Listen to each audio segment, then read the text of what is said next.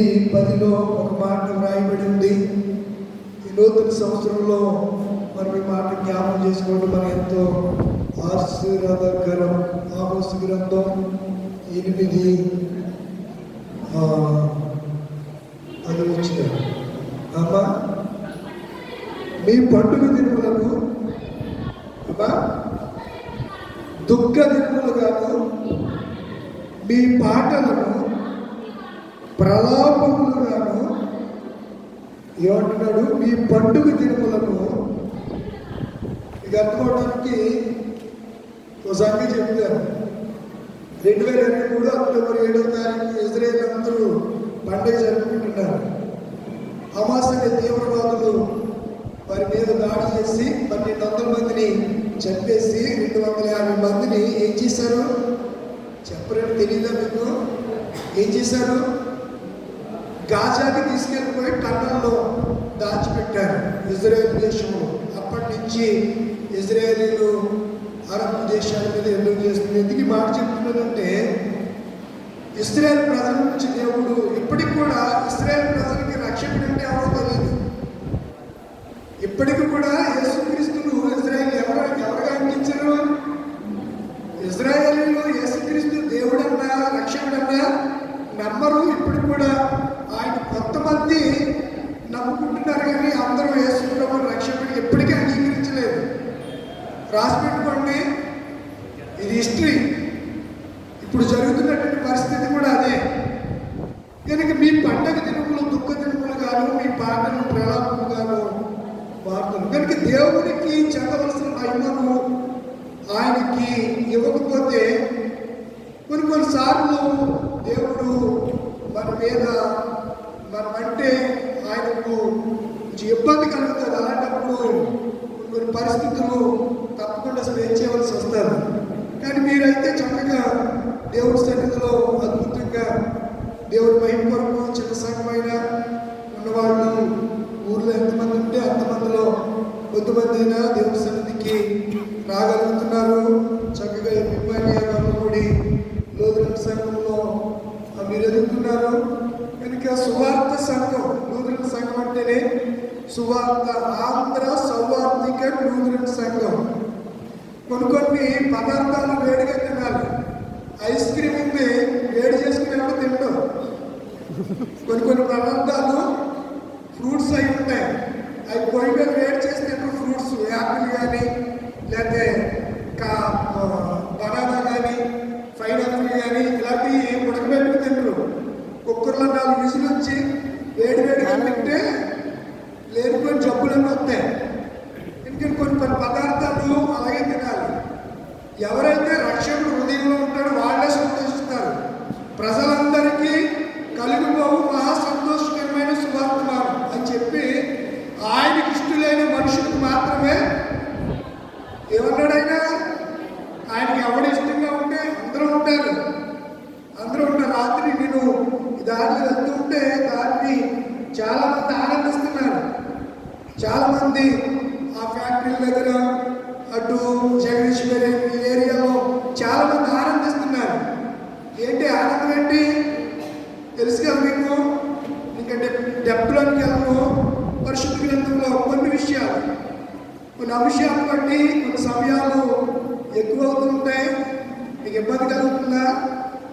ఒకసారి చెప్పండి, మీకు ఇబ్బంది కలుగుతుందా? వాక్యం అలాగే ఉంటాయి. దేవుడు ఈరోజు కూడా అదే చెప్తున్నాడు, చెవి యొక్కి నా యొద్దకు రండి, వినిన ఎడల. మేము వింటే చచ్చేది ఎవరు? చెప్పండి, అక్కడ రాయబడి ఉంది. ఎన్నో వచ్చిందమ్మా చదువు మనిషి. వినకపోతే వింటే బతుకుతారు, వినకపోతే అంతే కదా. దానికి మనం వ్యాఖ్యానం చేయాలి. వింటే బ్రతుకుతారు, వినకపోతే అక్కడ అదే రాయబడి ఉంది. మీరు విని ఎడల బ్రతుకుతారు, మీరు వింటే నేను మీతో ఏం చేస్తాను? నిత్య నిబంధన. అర్థమవుతుందా? తప్పికొని వారు ఎవరికి దాహం అయితే వాడు తాగుతాడండి నీళ్ళు. దాహం కావాడికి నీళ్ళు ఇస్తాడు, ఎందుకు తాగుతాడు? చెప్పరండి. అక్కడ ఏమవుతుంది? దప్పికొని వాళ్ళారా నీళ్ళ యొద్దకు. మీ దాహం తీరాలంటే ఎవరి దగ్గరికి రావాలి? యేసయ్య దగ్గరికి రావాలి. ఇప్పుడు నాకు వాటర్ బాటిల్ ఇక్కడ పెడతారు, పెట్టి దాన్ని అలాగే ఉంచేస్తే నా దాహం తీరుతుందా? దాహం మీద నేను ఏం చేయాలి? ఓపెన్ చేయాలి. ఓపెన్ చేసి వాటిల్ని ఏం చేయాలి? నీళ్లు తాగితేనే నా దాహము తీరుతుంది. బాటిల్ సీల్ అలాగే ఉంటే దాహం తీరుతుందా? ఫుల్గా మందు కొట్టేసినాడు, నీళ్ళు తాగకపోతే ఏమవుతాడు తెలుసా? చచ్చిపోతాడు. ఫుల్గా మందు కొట్టినాడు, నీళ్ళు తాగకపోతే ఏమైపోతాడు? చచ్చిపోతాడు. ఇక సమస్య లేదు. ఇక్కడ అదే రాయబడి ఉంది, దప్పుకొని వారులారా నీళ్ళకు రండి, ఆహారము కాని దాని కొరకు. ఏ ఆహారం గురించి మీరు చేస్తారు కదా? ఏ ప్రార్థన? పరలోకం మా అనుదిన ఆహారము. నేను కొత్త విషయాలు ఏం చెప్పట్లా. మా అనుదిన ఆహారం ప్రతి పట్టు చేస్తాం పరలోక ప్రార్థనలో. ఏమంటాం? మా అనుదిన ఆహారం మాకు దయచేయండి. ఏంటి అనుదిన ఆహారం? దేవుని యొక్క వాక్యమైన ఆహారం. దేవుని యొక్క వాక్యమైన ఆహారం. ఇశ్రాయేలు ప్రజలు ఉదయమే ఏం తినేవారు? మన్నా తినేవారు. అది ఎండొస్తే కనపడేది కాదు. ఎక్కడ? పాలకులు అరణ్యంలో ఎండొస్తే నువ్వు ఆ మన్నా కొరకు ఎప్పుడు వెళ్ళాలి? చీకటి ఉండగానే, ఉదయం ఉండగానే, మంచు ఆరిపోక మునిపే నువ్వు వెళ్ళి ఏం చేయాలి? దాన్ని కూర్చుకోవాలి, ఏరుకోవాలి. భూమి మీద పడిన విత్తనాలు ఏ రీతిగా అయితే మీరు బియ్యంలో ఏవేస్తారు అలా జాగ్రత్తగా వేరాలి. ఏంటది? మన్నా. అది ఎలా ఉంటుంది? కొత్తిమీర గింజలా ఉంటుంది. దాని తీపి ఎలా ఉంటుంది? తేనె కంటే మధురంగా ఉంటుంది. ఏంటది? మన్నా. ఎవరు తిన్నారు దాన్ని? ఇశ్రాయేలు ప్రజలు. ఎన్ని సంవత్సరాలు తిన్నారు? 40 సంవత్సరాలు. అర్థమవుతుందా? వాక్యం అంటే నేను చెప్తాను, 2 నిమిషాలు కూడా ముగిస్తాను. నేను పిల్లలకి ఒక్కొక్కసారి ప్రత్యేక క్లాస్ తీసుకుంటే మన టైం ఎంత? 45. 2 మినిట్లు ఒకసారి మాట్లాడాల్సి వస్తుంది. అది ఎంత టైము? ఎందుకు మాట్లాడాలి? కొన్ని పరిస్థితులు అలా ఉంటాయి. దేవుడు కూడా అంతే. ఒక్కొక్కసారి చాలా సుదీర్ఘంగా మాట్లాడతాడు, ఒక్కొక్కసారి మీకు తెలుసా మలాకి నుంచి 400 సంవత్సరాలు, మలాకి నుంచి మత్తయి సువార్త వరకు 400 సంవత్సరాలు ఇలాంటి యవనేశాలను తట్టిన దేవుడు మాట్లాడటం మానేశాడు. ఎన్ని సంవత్సరాలు? సరిగ్గా దేవుడు ఒక్కసారి దేవదూతలు ప్రత్యక్షమై ఇదిగో అని చెప్పేసరికి ప్రజలందరూ భయభ్రాంతులకు గురైపోయారు. గొల్లలు భయపడిపోయారు, జకరియా భయపడ్డాడు, మరియా భయపడింది, యేసేపు భయపడ్డాడు, హేరోదు భయపడ్డాడు. యేసు పుట్టాడని చెప్పి తూర్పు దేశపు జ్ఞానులు యెరూషలేముకు వచ్చి యూదుల రాజుగా పుట్టినవాడు ఎక్కడంటే హేరోదు గుండెల్లో భయం కలిగిన కలవరం ప్రారంభమైపోయింది. శాస్త్రులు పరిచయం జీవితాల్లో కూడా కలవరం ప్రారంభమైపోయింది. యేసు ఎక్కడ పుట్టాడని హేరోదు ఎవరిని అడిగాడు? శాస్త్రుల పరిచయం అడిగాడు. శాస్త్రుల పరిచయం ఏం చెప్పారు? యేసు పలానా చోట యూదా బెత్లెహేములో పుట్టాడని చెప్పాడు.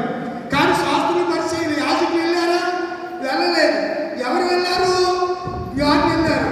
జ్ఞానంతో దేవుడు ఏమంటాడంటే మరలా మీరు రాజదర్బారికి వెళ్ళకండి, మరొక మార్గంలో మీరు మరలా వెళ్ళిన వాళ్ళు, యేసు ప్రభుని ఆరాధించిన వాళ్ళు మరలా ఎక్కడికి వెళ్ళాలి? యాక్చువల్గా చెప్పరంటే హేరోదు దగ్గరికి వెళ్ళాలి. హేరోదు ఏం చెప్పాడు? మత్తయి సువార్తలో మీరు వెళ్ళి శిశువుని చూసి పూజించి వచ్చి నాకు చెప్పండి, నేను కూడా వెళ్ళి ఆయన్ను పూజిస్తానని చెప్పాడు. చూడండి మత్తయి సువార్త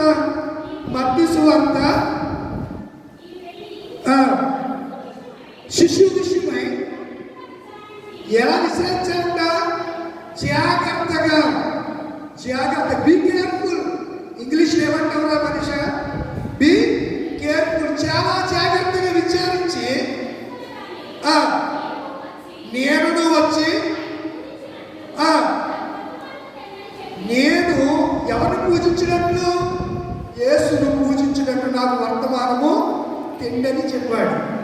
ఎవరితో చెప్పండి? ఎవరితో? జ్ఞానులతో. వాళ్ళు వచ్చారా? జ్ఞానులు వర్తమానం తెచ్చారా ఏ దగ్గరికి? తేలా. దేవదూత చెప్పిన ప్రకారంగా మనం ఎవరికి లోప్పుడు జ్ఞానులంతటి వాళ్ళే ఎవరికి లోపడ్డారు చెప్పండి? ఆప్లో నీ విడివిడి జ్ఞానం ఎంత, నువ్వెంత? నీ జ్ఞానం ఏర్పడింది, నా జ్ఞానం ఏర్పడిందండి. దేవుడి గురించి మనకు ఏం తెలుసు? ఈ సకల సృష్టిని కలుగు చేసిన, ఈ పంచభూతాన్ని కలుగు చేసిన దేవుడు నీలో నాలో ఈరోజు నిన్న మాట్లాడుతున్నానంటే ఈ ఊపిరినిచ్చింది ఎవరు? ఇది ఎలా ఉందో, ఎలా వస్తుందో ఈ శాస్త్ర ప్రపంచం, వైద్య ప్రపంచం ఎవడన్నా చెప్పగలడా? ఎవరికన్నా తెలుసు అసలు? అంతటి మహనీయుడు, అంత జ్ఞానవంతుడు, పరిపూర్ణమైనటువంటి దేవుడు, అనంత జ్ఞాని దేవుడిని శోధించవచ్చా? శోధించగలమా? ఆయన జ్ఞానాన్ని బోధించగలమా? దీనికి మనం ఆలోచించాలి. జ్ఞానులు వేరే మార్గంలో వెళ్ళారు. ఈరోజు మనం ఏ మార్గంలో వెళ్తున్నాం? ఒక నూతన మార్గంలోనికి దేవుడు మనం తీసుకుని వచ్చేసాడండి. పాత మార్గాన్ని విడిచి క్రొత్త మార్గం, నూతన మార్గం 2020 సంవత్సరం అనే ఒక నూతన సంవత్సరంలోనికి దేవుడు మనం నడిపించాడు. ఈరోజు ఇలా ఉన్నామంటే ఇది దేవుడు కృప అండి. ఎంతమంది వయసుకి మరణానికి వయసు మీద ఎంతోమంది కాలం చేసేసారండి. మనల్ని దేవుడు కాపాడుతూ వచ్చాడు. మరి ఇలా కాపాడుతున్నప్పుడు మనం ఎవరి మాట వినాలంట? దేవుడి మాట వినాలి. వినకపోతే చస్తావు, వింటే బ్రతుకుతావు. యెషయా గ్రంథం చెవి యొక్కి ఏమవ్వాలి? కొంతమందికి దొరక చెవులు. ఈ మాటలు వింటారు కొంతమంది. చెవి యొక్కి నా ఎందుకు రండి, మీరు విని ఎడల అప్పుడు ఏం చేస్తాడంట? నేను మీతో నిత్య నిబంధన చేస్తాను. అద్భుతమైన మాట. కృప. ఏ కృప? శాశ్వతమైన కృప. వింటేనే బ్రతుకుతాం, వింటేనే దేవుని కృప మన మీదకి దిగివచ్చునుగా. వినాలంటే వినకపోతే దేవుడి కృపకు మన పాత్రలు కాలేం. దేవుడి కృప మనకి కావాలనంటే మనం దేవుడి మాట శాశ్వత కృపను మీకు చూపుదును. ఆయన గురించి మాట్లాడుతుంటాడు. మనకి చాలా తలంపులు ఉంటాయి. భక్తిహీనులు తమ ఆలోచనలు, తమ మార్గాలు, దుష్టులు చాలా వచ్చేంత దుష్టులకి మామూలు తలంపులు కాదు, ఆడుకున్న తలంపులు ఎవరికి ఉండవు. దుష్టులు తమ తలంపులు మానవాళ్ళు. వారు యెహోవా వైపు తిరిగి ఎడల ఆయన వారి యందు, నువ్వు తిరగకపోతే నీ యందు జాలిపడ్డ ఆయన. ఏమనుంది అక్కడ? వారు ఎవరు? భక్తిహీనులు తమ మార్గములను విడిచి, దుష్టులు తమ తలంపులు ఆలోచనలు మానవులు. ఆ భక్తిహీనులు, ఆ దుష్టులు ఎవరి వైపు తిరగాలి? యెహోవా వైపు తిరిగి ఎడల వారి యందు ఆయన వాత్సల్యము చూపును, ఆయన జాలిపడను, ఆయన కంపాషన్, ఆయన కనికరము, ఆయన గ్రేస్ అనగా ఆయన కృప ఎవరైతే ఆయన వైపు తిరుగుతారో ఆయన వారికి ఆయన ఆ వారి ఎడల జాలి చూపుతాడు. వారు మన దేవుని వైపు తిరిగి ఎడల ఆయన ఏం చేస్తాడు? తిరగకపోతే క్షమించాడు. ఈ దినాల్లో ఒకరినొకరు మనం ఏం చేసుకోవాలి? క్షమించుకోవాలి. ప్రియులారా, సహోదర ప్రేమ కలిగికుండా ఒకరి ఎదుడు మిక్కుటమైన ప్రేమ కలిగి. ఎందుకనగా ఆకాశములు భూమిపైకి ఎంత ఎత్తుగా ఉన్నావో మీ మార్గముల కంటే ఎవరి మార్గాలు? ఆయన మార్గాలు మీ తలంపుల కంటే నా తలంపులు ఎలా ఉన్నాయట? కింద ఉండవు. ఆయన తలంపులు ఉన్నతంగా ఎత్తుగా ఉన్నవి అని దేవుడు వాక్యం చదివిస్తున్నాం. ఈ నూతన సంవత్సరంలో నేను చెప్పాలనుకుంటున్న మాట యెషయా గ్రంథంలో నుంచి మనం ఆలోచన చేస్తే, చెవి యొక్కి నా యొద్దకు రండి, వినిన ఎడల మీరు బ్రతుకుతారు. అప్పుడు నేనేం చేస్తాను? నిత్య నిబంధన చేస్తాను. ఇంకేం చేస్తాను? శాశ్వత కృపను చూపుతాను. కనుక భక్తులు ఏం చేయాలి? తమ మార్గం తలంపులను విడిచిపెట్టాలి. దుష్టులు ఏం చేయాలి? తమ ఆలోచనలను మానేయాలి. వారు ఏం చేయాలి? దేవుని వైపు, యెహోవా వైపు తిరిగిన యెడల ఆయన వారి యందు జాలిపడును. వారు మన దేవుని యెడల తిరిగిన యెడల జాలి, క్షమ మనకి దొరుకుతాయి. రెండవ విషయాన్ని మనము జ్ఞాపకం చేసుకుందాం. లూకాసు వార్త 4వ అధ్యాయము, లూకాసు వార్త 4వ అధ్యాయము 16వ వచనం నుంచి, తాను పెరిగిన, చెప్పండి ఎక్కడికి వచ్చాడంట? నజరేతుకు వచ్చెను. తన వాడుక చొప్పున ఏ దినము? విశ్రాంతి దినము అందు సమాజ మందిరంలోనికి వెళ్ళి, యేసు ప్రభు అంతటి దేవుడు ఎక్కడికి వెళ్ళాడు? దేవాలయంలోనికి వెళ్ళాడు. సమాజం మనుషులు ఉన్నటువంటి, కూడి దేవుని ఆరాధిస్తున్నటువంటి సమాజ మందిరంలోనికి వెళ్ళి ఏం చదువుతాడు? నిల్చున్నాడంట. దేవుని వాక్యం చదవటానికి నిల్చుంటే ఆయన చేతికి ఏ గ్రంథం ఇవ్వబడింది? ప్రవక్తగా యెషయా గ్రంథము. ఇందాక మనం ఏ గ్రంథం ధ్యానించాం? యెషయా గ్రంథమే. చెవి యొప్పి నా యొద్దకు రండి, మీరు విని యెడల మీరు బ్రతుకుతారు. అది ఏ గ్రంథం? అది యెషయా గ్రంథం. ఇప్పుడు యేసు ప్రభువు వారు తాను పెరిగిన నజరేతుకు వచ్చి, నజరేతులో ఏ గ్రంథాన్ని చదువుతున్నాడు? యెషయా గ్రంథంలో చదువుతున్నాడు. యెషయా గ్రంథంలో ఏ మాటలు ఆయనకి కనిపించాయి? ఏ మాటలు ఆయన చదివాడు అంటే, ప్రభు ఆత్మ నా మీద ఉన్నది, పేదలకు సువార్త ప్రకటించడానికి ఆయన నన్ను అభిషేకం, చెరలో ఉన్న వారికి విడుదలను, గ్రుడ్డి వారికి చూపును కలుగునని ప్రకటించుటకు, నలిగిన వారిని విడిపించుటకు, ప్రభు యొక్క నూతన కార్యములను, హితవత్సరం అంటే నూతన సంవత్సరపు కార్యములను ప్రకటించుటకును ఆయన నన్ను. నూతన సంవత్సరంలో ఏం ప్రకటించాలి? నూతన వర్తమానాన్ని ప్రకటించాలి. ఈ యెషయా గ్రంథం యేసు ప్రభు వారు లూకాసు వార్త 4వ అధ్యాయము 16 నుంచి 19వ వచనం వరకు, 21వ వచనం వరకు చదివి ఆయన అన్నాడు, ఆయన కంఠమును చుట్టి గ్రంథాన్ని ఏం చేశాడు? గ్రంథాన్ని పట్టుకొస్తారు, ఇలా తీస్తారు, చదువుతారు. తర్వాత ఏం చేస్తారు? గ్రంథాన్ని ఇలా మోస్తారు. అప్పుడు గ్రంథాలు ఎలా ఉంటాయి? చుట్టలు మాట. ఎలా ఉంటాయి? చుట్ట కాదు, చుట్టలు ఇలా చుట్టేసి ఉండేవి. వాటిని ఇలా తీస్తూ ఉండేవారు. మీకు మీ ఇంటికి ప్రతి నెలలో డిజిటల్ మీటర్ కరెంట్ వస్తున్నాడా? మిషన్ వచ్చిన తర్వాత, మిషన్ ఆన్ అయిన తర్వాత రోలింగ్ అవుతూ ఉండాలి. రన్ అవుతూ ఏమవుతుంది? ఎంత బాగా వస్తుంది. ఏంటది? కరెంట్. నువ్వు ఎన్ని యూనిట్లు ఆడావో, ఏం చేసావో, పూర్వపు యూనిట్లు ఎంతో, ప్రస్తుత యూనిట్ టోటల్ ఎన్ని యూనిట్లకు వెళ్ళావో, యూనిట్ కాస్ట్ ఎంతో, ప్రతి కూడా అక్కడ అందులో ఉంటుందా? ఇప్పుడు గ్రంథం చుట్టూ ఎలా తీయగానే ఆయన చేతికి ఏమొచ్చింది? యెషయా గ్రంథం వచ్చింది. ఈ మాటలు యెషయా గ్రంథాలు ఎక్కడున్నాయి? ఇప్పుడు మీరు చెప్తారన్నమాట. 61లో యేసు ప్రభు గారు ఏం చదివారో అక్కడ ఏం రాయబడింది?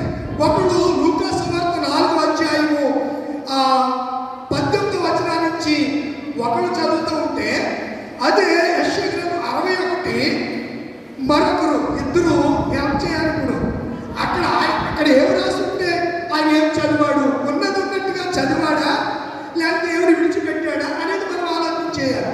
చూడండి, యెషయా గ్రంథం